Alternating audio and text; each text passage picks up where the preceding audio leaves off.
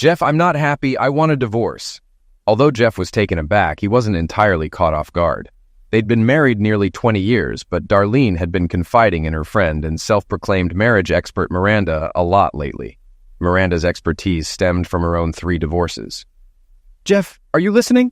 I want a divorce. Yes, Darlene, I heard you, but this is a serious matter, and I don't want to rush my response. I believe I've been a loving and dedicated husband and a good father. You haven't mentioned any issues in our bed life, so I'm in the dark about what's gone wrong. However, after hearing your words, my stance is that I can't bear the thought of your happiness being compromised by our marriage. Though it hurts, I'll stand by you in this divorce. But I need to know, is this a recent issue, or has it been brewing for a while? Darlene responded, yes, gradually. I need some space, some time to explore other opportunities, meet new people. As far as I know, the court mandates that we be legally separated within 90 days of signing the papers. Maybe down the line I might change my mind and want to remain married. We might not need to go through with a divorce, Jeff pondered. That's similar to what I've heard from others going through divorces. During the 90-day separation period, we're both free to date other people without it being considered cheating. But ultimately, we both need to agree to halt the divorce. However, either of us can proceed with the divorce without the other's consent. Jeff realized that Darlene didn't grasp that he had the same freedom as she did. I thought that if I filed the paperwork first, it would be up to me whether to continue the marriage or proceed with the divorce. Darlene hesitated. Jeff objected. I don't think that's fair, but just to be clear, I'll also file so that we're on equal footing. Does that sound reasonable? Darlene stuttered. I suppose. Are you suggesting that you want a divorce? It seems I mistakenly believed I was fulfilling the role of a suitable husband, father, and partner. No, I'm not seeking a divorce, but I won't obstruct your future. Darling, I never implied you were inadequate. You've been a remarkable husband, father, and partner. I simply desire new experiences to spend time with others. It might bring me some fulfillment. I just need some space. Legal separation will grant me that freedom. Darlene, the fact that you require more than I can provide highlights my shortcomings. He fell silent briefly before continuing. Have you already consulted a lawyer and completed the paperwork? She brushed off his comment about feeling inadequate. No, I haven't obtained the documents yet. I intend to hire Junior Lewis. He handled Miranda's divorces. Thus, Darlene confirmed the influence of Miranda in seeking more from their marriage. Well, I'll likely enlist my cousin Sally to handle my side of the divorce. Sally, a real nightmare. Dare, I know you're not fond of Sally, but she's genuinely kind-hearted. Her tough reputation comes from her profession. She fiercely advocates for her clients, regardless of gender. Interestingly, after the last family gathering, probably due to a few too many drinks, Sally offered to represent me for free if I ever needed a divorce lawyer. Wow, Jeff continued. We need to discuss something. I suggest you use the next 2 weeks to prepare for your divorce. That way we can start our separation on the 1st of the month. Okay, that works. But I'm not sure why we need to do anything before the separation period ends, Jeff clarified. Well, I suppose the purpose of the separation is to experience what life might be like after divorce, to help us decide if it's what we truly want. So this separation period should serve as a sort of trial for post-divorce life. Otherwise, we might not gain any clarity until the divorce itself, which could be messy. Does that make sense to you? Maybe. I hadn't really thought about it. Darlene's resolve began to waver. How about this? Let's head to the kitchen, grab a notepad, and start outlining everything we need to do. I'll brew some coffee. With those words, Jeff left the bed and headed to the kitchen, leaving Darlene to ponder. When Darlene arrived in the kitchen, the coffee was already boiling, and Jeff was jotting down notes. All right, Jeff resumed. There's so much to consider. It's hard to know where to begin. I think we should start with discussing the children. What do you mean? Darlene inquired. Well, we'll need to explain the situation to them, ensuring we both communicate the same message and reassure them that our divorce isn't their fault, Jeff explained. Darlene expressed her concern about breaking the news to their daughters, suggesting that they might not take it well and questioning the need to tell them so soon. She proposed waiting out the 90 days and possibly avoiding telling them altogether. Jeff countered, suggesting that they needed a plan for addressing their daughter's inevitable questions about the separation. He proposed that Darlene continue living in the house during the separation, allowing them to maintain a semblance of normalcy for the children while still spending time together occasionally. However, Darlene remained unconvinced, pointing out potential pitfalls in their plan. She highlighted the challenges of synchronizing their social lives and the risk of one person feeling resentful if the other wasn't on board with going out. She also emphasized the importance of experiencing post-divorce life authentically and the potential impact on their children if they were to see them socializing with other people. They discussed the need to inform not only their daughters but also extended family and friends to avoid suspicion of infidelity. They acknowledged the risk of their children blaming themselves, despite reassurances, stressing the importance of consistency in messaging and expressing love. They recognized the potential need for professional counseling, but remained hopeful that their resilient children would adapt.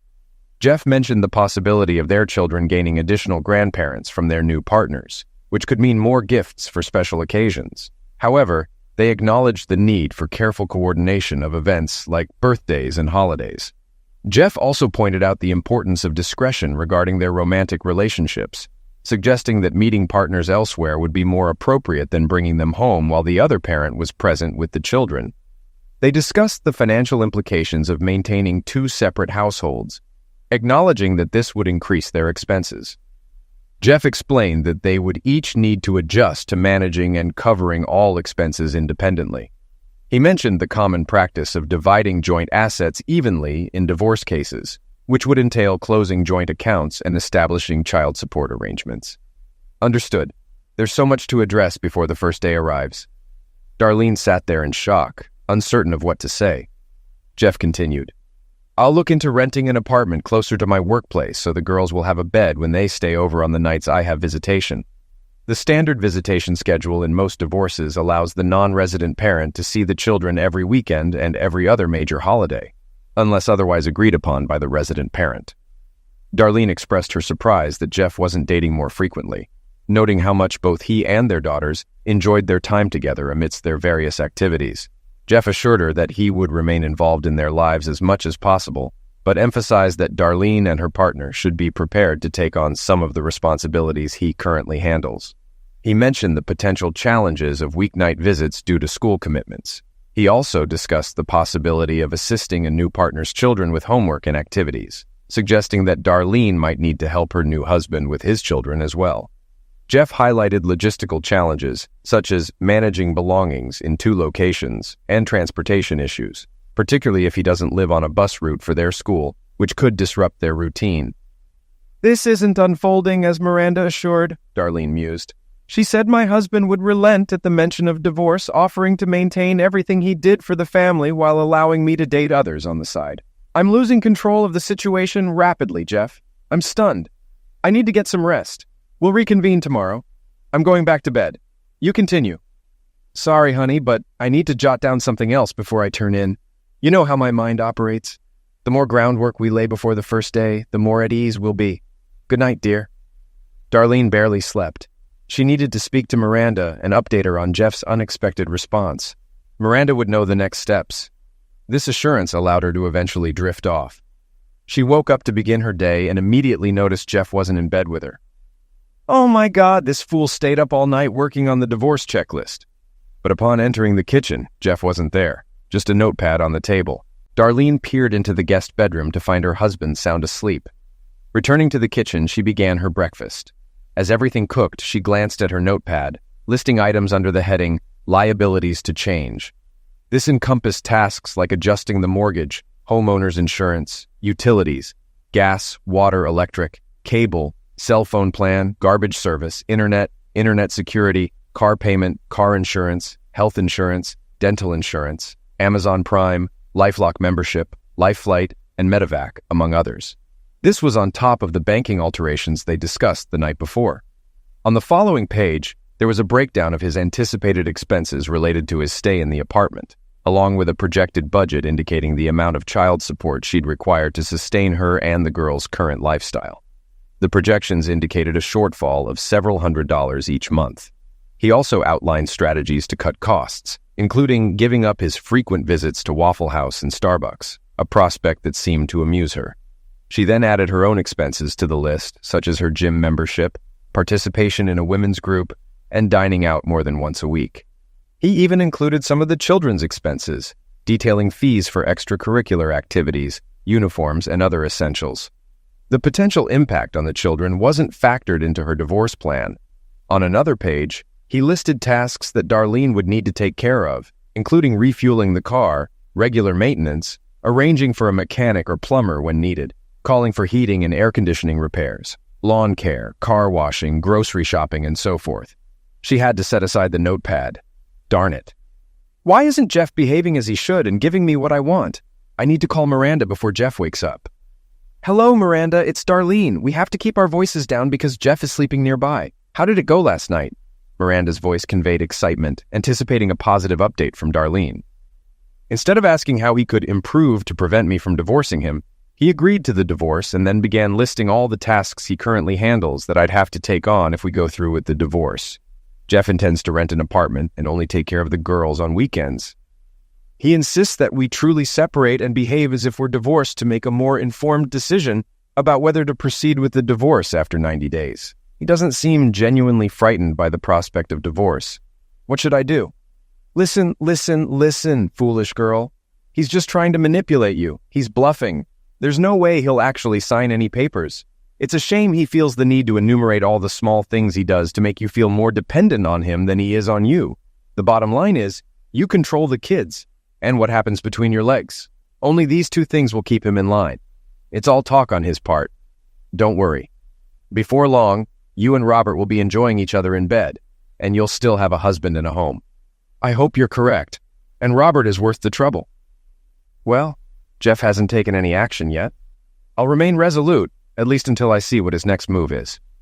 Thank you, Miranda. He's getting up. I have to go. Hey, Jeff, would you like some coffee? Darlene asked nervously. Her husband shuffled over to the coffee pot and mentioned that drinking coffee late at night wasn't wise. I hardly slept. Why didn't you join me in bed? Well, I went for a walk, but I didn't trust myself. What do you mean? Sweetheart? I saw you sleeping undressed and I became quite aroused. You're still the most beautiful woman I know. I'm hesitant. I fear that if we were to have lovemaking, it would only be out of pity to alleviate my pain over the divorce proposal. I wasn't sure I could resist. Darling, we're still married. I belong to you and no one else, at least until we separate. Can't we act like husband and wife until then?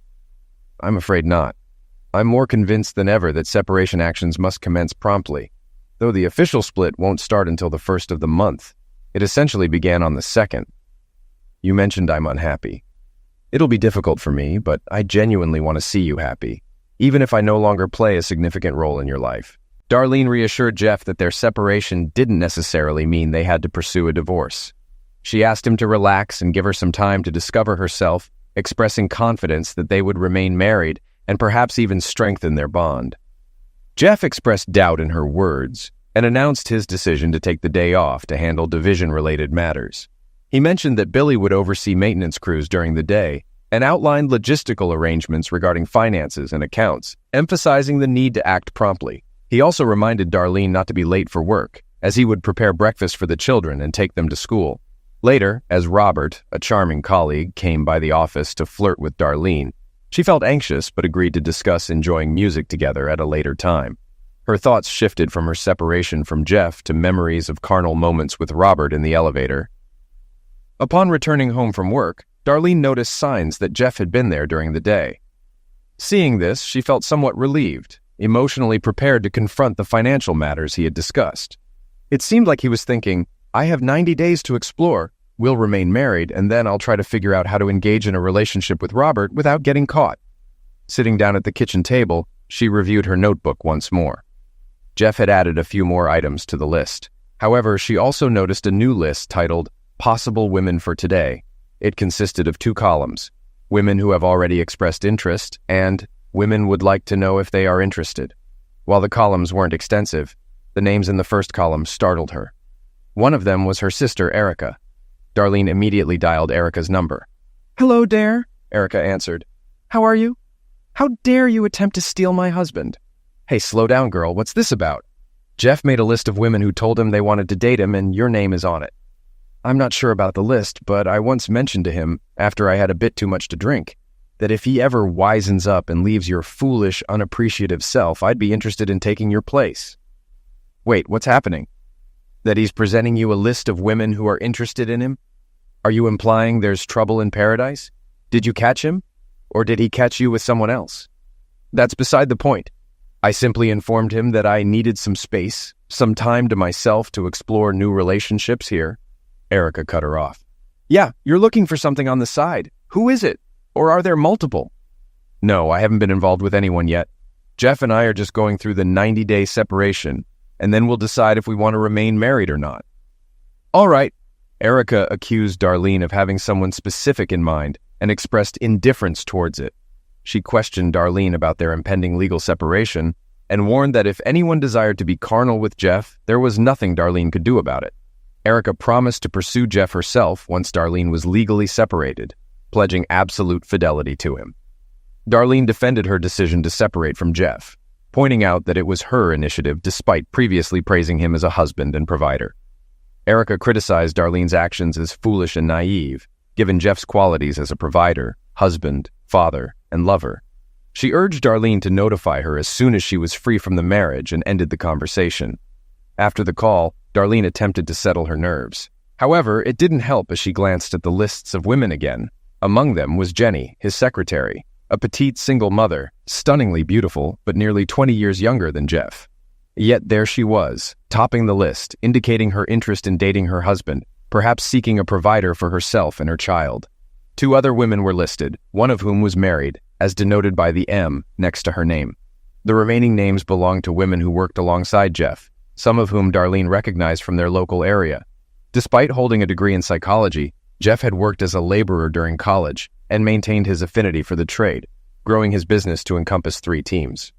Darlene suspected he was evaluating these women's plumbing skills, as well as the state of their home's plumbing.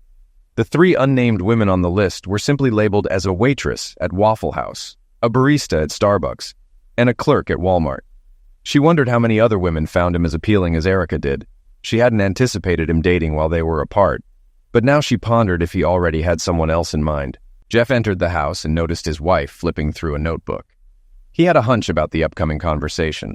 Looks like you wasted no time finding a replacement for me, huh? My own sister, of all people. How could you? Darlene retorted. I was merely catching up with your progress in finding a boyfriend, Jeff replied. What do you mean? I don't have a boyfriend. I just want to explore some new relationships, Darlene clarified. What about Robert Turner? Jeff inquired. How do you know about that? Darlene questioned. Robert Turner? What's your plan? Today, I bumped into Sylvia, your boss's secretary, at Walmart during lunch break. She's a notorious gossip. Don't trust everything she says, Jeff explained. After a pause, Darlene couldn't resist and asked, What did she say? According to Sylvia, you're close friends with one of our new partners, Robert Turner. Apparently, he visits your office often and you 2 have lunch together every day. I asked Darlene what was going on, considering our company's strict policy against office fraternization, Jeff elaborated. I explained that Robert is an old college friend and that we often hang out together. That's why Sylvia thinks Robert might be one of the men you were considering during our separation, Darlene responded. How far have you taken your research? Jeff probed. Robert is just a friend. We've barely done anything, just talked. I think he might be someone I'd like to date. He's always nice to me and compliments my appearance, even when I'm not looking my best, Darlene admitted. Anything more? Jeff pressed. Darlene's expression gave away the answer as she recalled the elevator scenes. Did you do anything that his wife wouldn't like? Jeff continued. Wife? He's not married. Who told you that? Darlene exclaimed. I found out on his Facebook page, Jeff revealed after some computer searching. Is this Robert Turner? Yes, it is, Darlene confirmed. What does his marital status say? Jeff asked. It says he's married to Cynthia and has 2 sons, Darlene confessed. Maybe he's divorced now, she suggested. The website was updated 3 days ago. And look at what his wife wrote last. It seems like they're still very much together, Jeff pointed out. He never told me he was married. I would never do anything to break up a marriage, Darlene insisted. Seems like you're okay with breaking up our own marriage, though, Jeff retorted. There was a heavy silence as Darlene realized she was cornered and needed time to think. Robert was the primary reason she contemplated ending things, but she couldn't let Jeff catch wind of it. Well, he was just one of several men I might consider dating. I can make a list just like you, she deflected. Oh my God, I just remembered something crucial. If we decide to stay married after the separation, we need to exchange medical reports to ensure we're both free of carnally transmitted diseases, Jeff interjected. You're being gross right now, Darlene shot back. It's just a precaution. I wasn't really planning on dating anyone, especially since it's only for 90 days. But if I feel the urge, I can find someone. I'm sure you'd want to feel safe too. It's not just about you. It's about who you're carnal with, who they've been with, and so forth. Jeff tried to hide his enthusiasm for tightening nuts as Darlene seethed. Changing the subject, he said, Okay, Dar, I promise to update you on what I did to facilitate the separation process today. I have a lot on my plate, most of which starts on the 1st. Dealing with bank and credit card accounts is a priority right now, so you have easy access to your money. Sorting out the mortgage, utilities, and the like may be handled within the next week or so. Oh, I have some good news regarding finances. Did I mention that my secretary, Jenny, works as a night manager at the Royal Arms? These apartments are conveniently located, so I inquired about vacancies.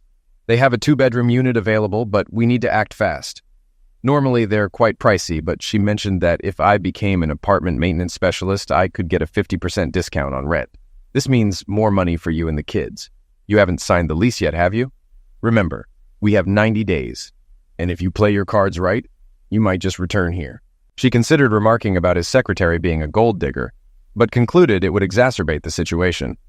No, I haven't finalized the lease agreement yet, though I had to explain why I was apartment hunting. She mentioned they typically don't do month-to-month rentals, but for 90 days, she could likely make an exception. When Jenny learned about the divorce, she expressed interest in me. I was taken aback by the age gap and all that. I had no clue she found me attractive. I politely declined, citing workplace rules against employees and managers having anything beyond a professional relationship. Jenny suggested she could find a job elsewhere if that was the issue. That's why I mentioned it on the list. Darlene was fuming, but she held back her thoughts, knowing they'd only worsen matters if vocalized. Without waiting for Darlene's response, Jeff went on. Another piece of news you'll probably appreciate. I've booked 2 tickets for a 10-day Hawaii vacation. I kept it as a surprise for our 20th anniversary. Darlene's demeanor shifted. Hawaii? 180 degrees. Oh, Jeff, you know how much I've always wanted to go there. This is amazing. I can't wait to relax on the beach and swim in the ocean. Thank you, thank you, thank you. However, Jeff's expression didn't match his wife's enthusiasm. We won't be going to Hawaii. When you mentioned divorce, I realized we might not make it to our 20th anniversary. When I tried to cancel and get a refund, they said it was too late, offering only a 20% refund. After some thought, I realized the trip to Hawaii is more your dream than mine. I thought you might still want to go, so I asked them to change the tickets for you and a guest to be named later. It could be a great start to your new relationship if you can offer your new man an all-expenses-paid trip to Hawaii. But Jeff, it was with you that I wanted to go to Hawaii. We could postpone the separation. In fact, I'm considering calling off the whole thing. Now that I've had time to reflect on my life, I'm not as unhappy as I thought. I'm sorry, Dar. I've given this a lot of thought. I don't believe I could be content knowing that the possibility of divorce hangs over us. Even if you retract the divorce now, you can't erase what you expressed wanting. And I can't erase the images in my mind of what you and Robert might have done when you weren't doing anything special. I'll likely proceed with the divorce regardless of your decision, though I can't fathom life without you and being only a part-time father to my girls. Jeff then retreated to the guest bedroom upstairs. Darlene was devastated. She knew only one person to turn to. Miranda, she called. Hello, Darlene, what's wrong? Miranda, everything has gone wrong. Jeff found an apartment and his slim secretary is already flirting with him. Even my sister wants to date him. The worst part is he had tickets to Hawaii for our anniversary and he gave them to me to use, but he won't go. He said I could use them to take my new boyfriend. What do I do now? Hey, what's the problem? You and Robert will have a blast in the sun. Fun and amazing lovemaking. No, I found out Robert is married and his wife and kids are moving here soon. I can't. I don't want to go to Hawaii with him. I want to go with Jeff. Wait a minute. I think I just realized what's happening, Miranda interjected. Wow, Jeff is more cunning than I gave him credit for. He claims he booked the trip ages ago. It was just a ploy to manipulate you into feeling guilty and halting the divorce proceedings. Don't fret. With your attractive figure, you'll find boyfriends as good as, if not better than Robert, in no time, all while maintaining your marriage and family. Oh my goodness! I never imagined he could be so deceitful. He'll pay for this. Thank you, Miranda. I was on the verge of giving up. He's going to regret it dearly. Let's chat later." When Jeff descended the stairs, he had a small suitcase with him. "So, you're trying to make it seem like you're already moving out? No worries. Goodbye and good riddance. Actually, I was just going to take a few things to the apartment to avoid carrying too much at once and startling the girls. Jenny mentioned I could move some stuff in before the first since the apartment was empty. Anyhow, your demeanor seems different from earlier. Let me guess. You were consulting your marriage guru. Miranda is a divorce expert. That's all she managed to be. Don't try to provoke me by insulting Miranda. She's on my side. She caught on to your Hawaii ticket scheme. You fabricated that tale just to coerce me into giving up everything. Nice try. I still want a divorce and can't wait to finalize it. There are plenty of guys out there who desire me and are willing to meet my needs." "You're absolutely correct, especially about the attention you'll receive from other guys. I have no doubt you'll have numerous offers once they realize you're available. I've always considered myself incredibly fortunate to have such a stunning woman like you, a fantastic partner in raising our children, and, until recently, a faithful wife and lover. You're mistaken about the Hawaii trip, and I can prove it. Just give Lois Simpson at Flightright Travel Agency a call." "I'll dial her now. Hi, Lois. It's Jeff Sinclair again. My wife is on speakerphone, so you can fill her in on the details about the trip. She has a few questions, as expected." "Jeff, I'm really sorry you won't be able to go. It seems like you were genuinely looking forward to surprising your wife and enjoying your vacation. What specifics do you need, Mrs. Sinclair?" Darlene demanded. "Could you please outline exactly what's included in this trip?" "Certainly. This is our 10-day excursion spanning 2 islands. It covers accommodations at our top-rated hotels, meals, transportation, hula lessons, luau dinners, traditional tiki performances, opportunities for surfing, swimming, and dancing, all set in a romantic atmosphere. Many couples have found it to be a transformative experience for their marriage. When did your husband initially arrange this trip?" Darlene was certain this would expose her. "Let's check.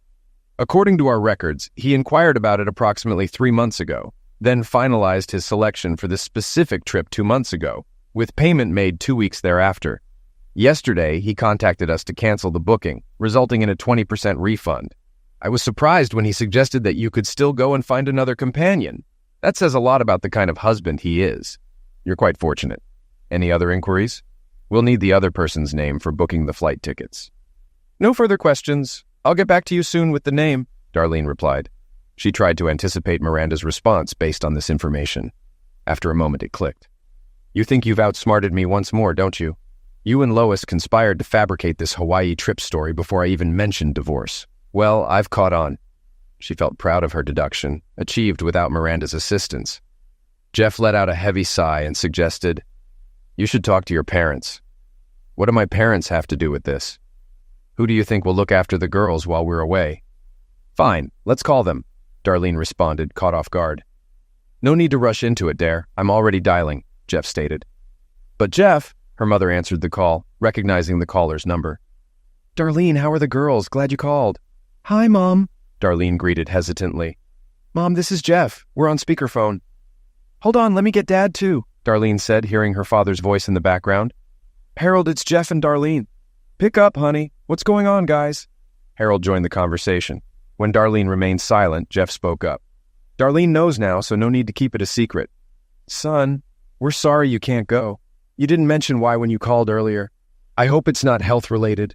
When you called this morning and said we wouldn't babysit the girls for your Hawaii trip, we were disappointed. We were looking forward to having them with us for 10 days. And we felt bad for Darlene that you couldn't go with her. We know how much she wants to go, but she'd rather go with you than anyone else. Have you decided who to take, Darlene?" "It'll be tough for whoever stays," her father commented. "No, Mom, I haven't decided yet. How long ago did Jeff discuss the Hawaii trip with you?" "I'm not sure. Harold, do you remember? It was around New Year's, wasn't it?" "Almost sure. 2 or 3 months ago. He mentioned it early so we could stock up on snacks. These two can eat anything and never gain weight," her mother said. "Jeff," Darlene's mother interjected, concerned. "Is everything okay with Darlene? Why are you asking? When Jeff talked to us, did something happen between you two?" "Oh, God! Did you break up?" Darlene's mother asked. "No, Mom, not exactly. We decided we needed some space, some time apart to recharge our marriage, and then maybe reconcile," Darlene clarified. I'm not going to lie to your parents. They've always been honest with me," Jeff interjected. "Mom," Darlene began, I didn't mean to cause alarm. What I meant was that the first step in the divorce process is a 90-day separation. I hoped this time would help me find myself, explore new opportunities, and better myself so I can be a better wife and mother. And that's coming from me, Mom, Harold exclaimed. I know liberal lies when I hear them. Darlene, do you have a boyfriend on the side? No, Dad. No, not at all, Darlene denied. Jeff considered speaking up but opted against it. Harold continued while his wife's sobs echoed in the background. I can't believe you could do something like that. We raised you better. I'm so disappointed. Don't expect us to be polite to your new man, Darlene. We're so sorry, Jeff. At least promise us you'll let us see our grandchildren after the divorce. Amid her sobs, Darlene interrupted before Jeff could respond. Jeff has blown this whole thing out of proportion. I take my words back. No divorce, no separation. I'll talk to you later when everything calms down. Seeing Darlene in tears, Jeff urged, You need to pull yourself together. The girls will be home soon. He grabbed his suitcase and headed toward the door. Where are you going? Didn't you hear? I don't want a divorce. You don't have to go anywhere, she pleaded. You unilaterally stated that you want a divorce without talking to me first. Now you think you can unilaterally declare that we won't get divorced because things aren't going the way you planned? You don't seem to understand that I have a voice.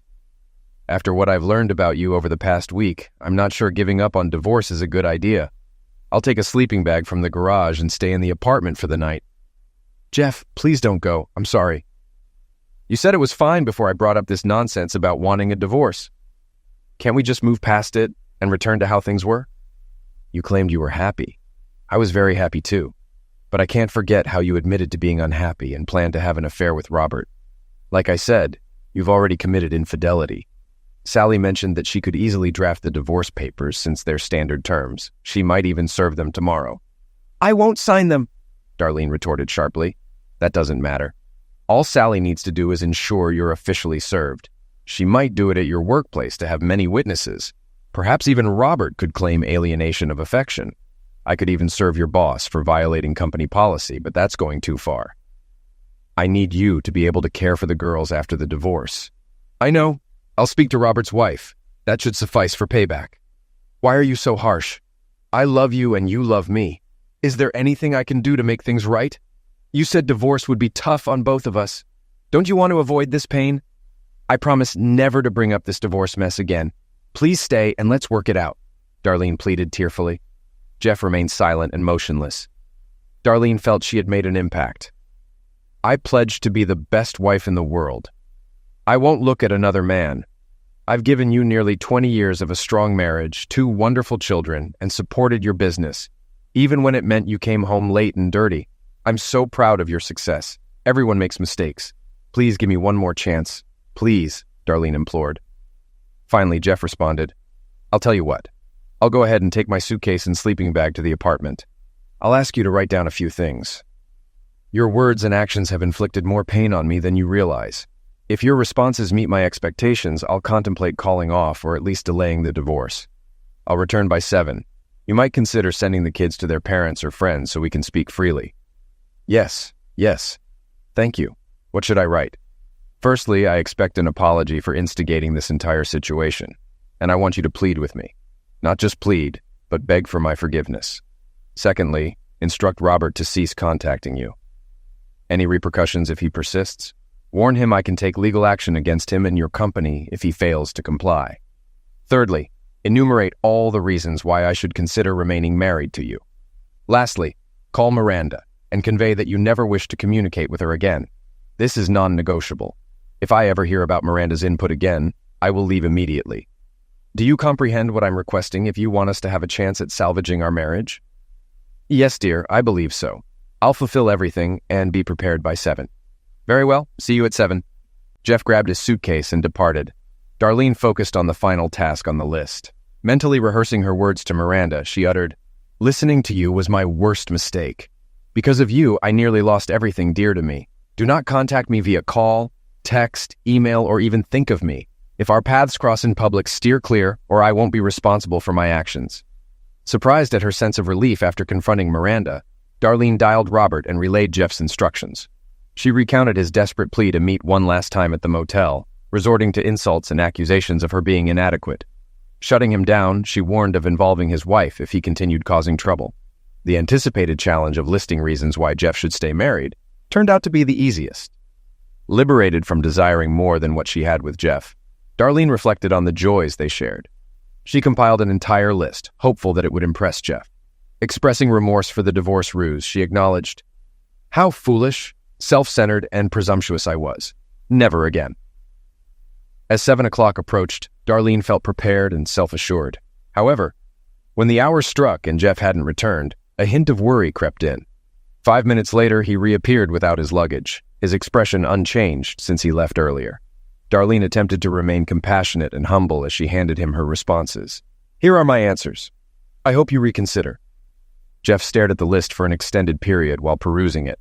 Tears welled up in his eyes. Seeing him cry, Darlene also began to weep, interpreting his emotional display as a hopeful sign. "Dar, this is really impressive," he uttered. Though hopeful, Darlene's heart fluttered as she rose to embrace him, but he gestured for her to remain seated. "Your effort is commendable, but I'm not sure you grasp the extent of the pain you've caused me. I fear I must proceed with the divorce," he explained. Darlene was devastated. It felt as if her heart had been shattered. Collapsing to the floor, she sobbed uncontrollably, her grief plunging her into unfamiliar depths. In her despair, she lamented, "I've ruined my family's life. I'm the worst person alive. I don't deserve to live. How could I have been so foolish?" Jeff knelt before her, whispering, "Now you understand how I felt." As Darlene continued to cry on the floor, Jeff approached the door but paused, glancing back at her. "During our separation, are we allowed to see other people?" Overcome with emotion, Darlene struggled to compose herself enough to respond, her tears hindering her speech. "If dating others is permitted, what are your plans for Friday night? Would you like to have dinner and catch a movie?" Jeff proposed. "You're asking me out on a date?" Darlene exclaimed. "Yes, I believe we've irreversibly changed our old relationship, but perhaps we can start anew," he suggested. With renewed hope, Darlene rushed towards Jeff. Yes, 1,000 times yes."